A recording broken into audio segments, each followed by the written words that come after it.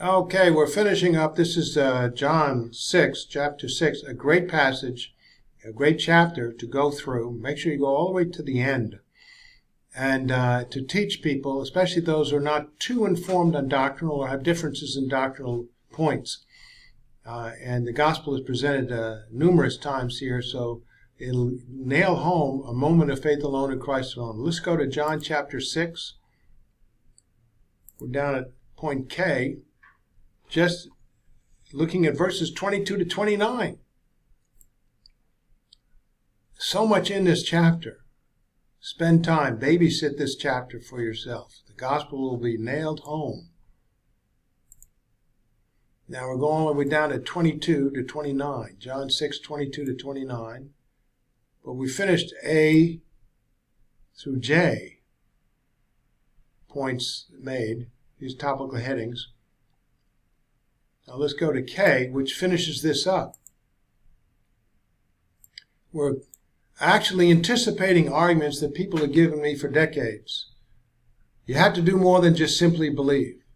It has to be continually a moment of continual believing, and you have to show some perseverance in the faith and do some works. But we're not 24/7 that way. And God expects 24/7 if He asks you to do it, and we're not capable, so He wouldn't. It's by grace through faith you're saved, and not of yourselves. It's the gift of God, not by works. So, saving faith does not require any demonstration of that faith in one's life in order for it to be true and effective in the reception of eternal life. The assurance of having eternal life comes from recalling in whom one believed and to receive it, Jesus Christ. You recall who He is, what He did. Now, if you don't recall it after doing it the first time, tough luck. You're saved. You're going to heaven. You're a child of God, but you're not a very good child of God. You got to get back into Scripture and start reviewing who He is. And as you grow in the faith, there's some really deep things that are quite disturbing to me in my temporal life because I'm a flawed individual. And I must trust alone in Him alone. Lean not on my own understanding. In all my ways acknowledge Him, and He'll direct my path in this temporal life. That's Proverbs 3, 5 to 6. So, New Testament epistles, which are for the most part exhortations toward leading a faithful Christian life, are addressed to true believers, not unbelievers, not false professors, nor to those who could lose their salvation for some reason if that were possible, and it is not, because at the point one receives possession of eternal life, which is eternal by definition, you can't lose something that's eternal. It becomes an intrinsic part of you. You're an eternal being. Where will you spend that eternity once you pass on from this temporal life? Will you be resurrected like Jesus Christ, be like Him, and be a part of His body? Exhortations in the Bible to true believers, then, to lead faithful lives indicate by their existence and letters in the New Testament and context. We do that again. Exhortations in the Bible to true believers to lead faithful lives indicate by their existence and context that there is no guarantee that true believers will lead faithful lives to their beliefs. The very existence of these letters in the New Testament, the epistles that Paul wrote especially, indicates that there is no guarantee that true believers who are truly saved and truly secure in their salvation will truly lead faithful lives. I should repeat that. Hence, not being faithful to any degree is not a true indicator that one is not truly saved. You can go off on tangents. People don't see you in your private life. People are not with you 24/7. So fruit inspection to determine if one's saved or is not saved is fruitless. You may not be perceptive enough and mature enough to know that somebody going to church is not necessarily an indication that they're saved. They're doing something by rote or for the wrong motivation, so it's not a godly work. It's a human good. You need godly good. The nature of believing is defined as a moment of mental acceptance of that which is presented as to one as true. According to the usage of language, the words faith, trust, receive, know, accept, assent are all synonymous in the context with believe in statements in Scripture which convey what one must do to receive eternal life. If they're not, then the whole Bible is contradicting itself over and over and over again. Three important aspects of the nature of believing are key to understanding the nature of true saving faith.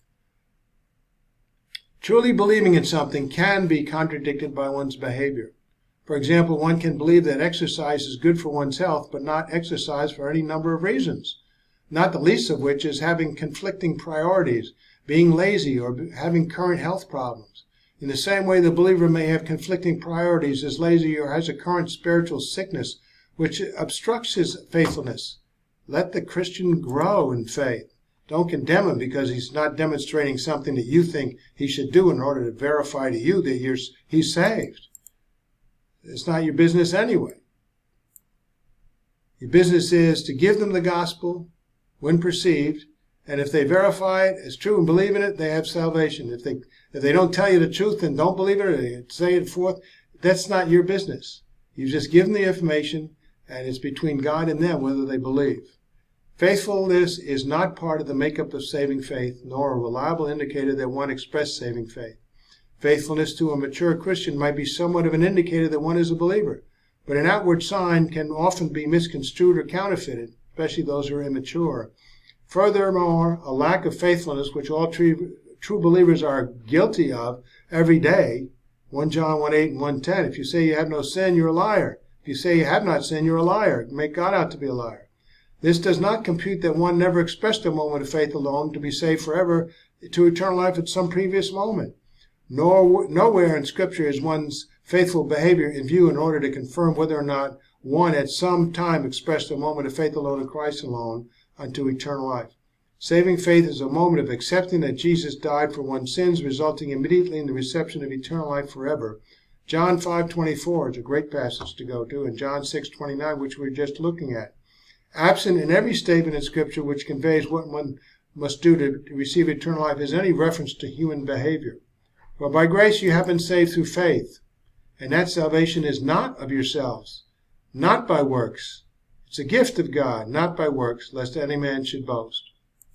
Since only a moment of faith alone in Jesus Christ alone provides eternal life forever, then after that moment neither faith nor faithfulness, although commendable and required to lead a faithful Christian life for rewards in heaven, it needs to be expressed to attain or maintain eternal life, does not need.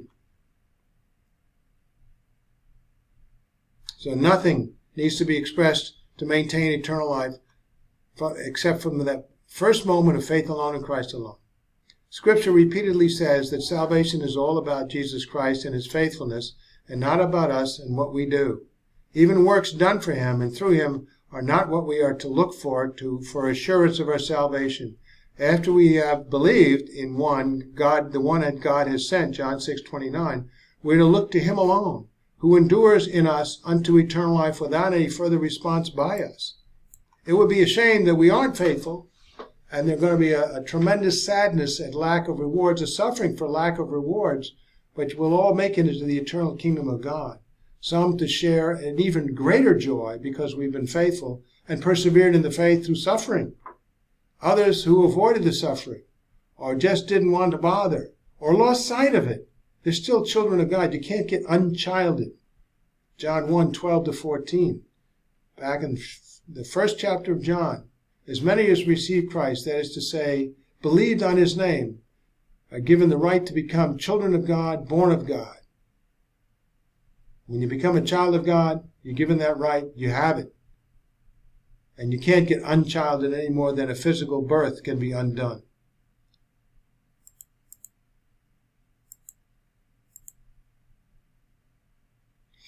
So we can go to John 6:30-36 next time. We're still in John chapter 6 with all of this great information on how to understand the gospel and convey it to others. Walk through somebody in this passage and you'll be glad you did, and they'll at least have a foundation. And if they're against faith alone, grace alone, they're going to find it's right in their face. It's faith alone and grace alone.